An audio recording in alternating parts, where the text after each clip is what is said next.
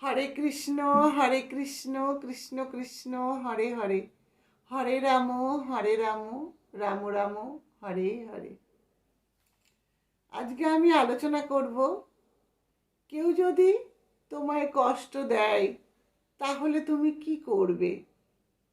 তাই প্রথমেই বলবো, কেউ যদি তোমায় কষ্ট দেয় তাহলে তোমার প্রতিশোধ নেওয়ার দরকার নেই, কারণ তোমার হয়ে সময়ই প্রতিশোধ নিয়ে নেবে।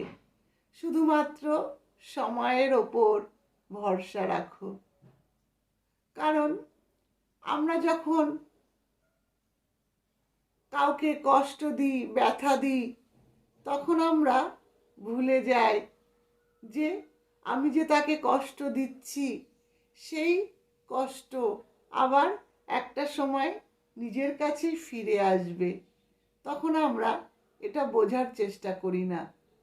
কিন্তু জানেন কি, আমরা যাই করে থাকি না কেন, সেই কাজগুলো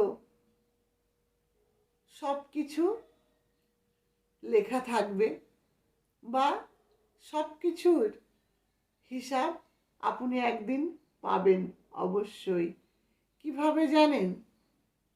মনে রাখবেন, যমরাজ সব কিছু দেখছেন, আর চিত্রগুপ্ত সব কিছু লিখে রাখছেন। আর আপনার কর্মের ফল একদিন আপনাকে ভোগ করতে হবেই।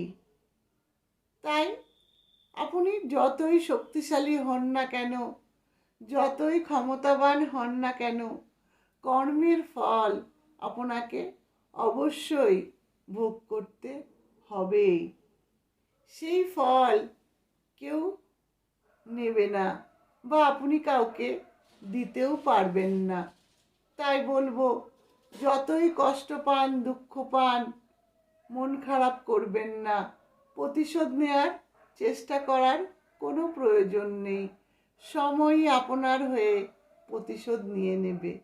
শুধুমাত্র ধৈর্য ধরুন, অপেক্ষা করুন, সব কিছু আপনার চোখের সামনে দেখতে পাবেন। হরে কৃষ্ণ।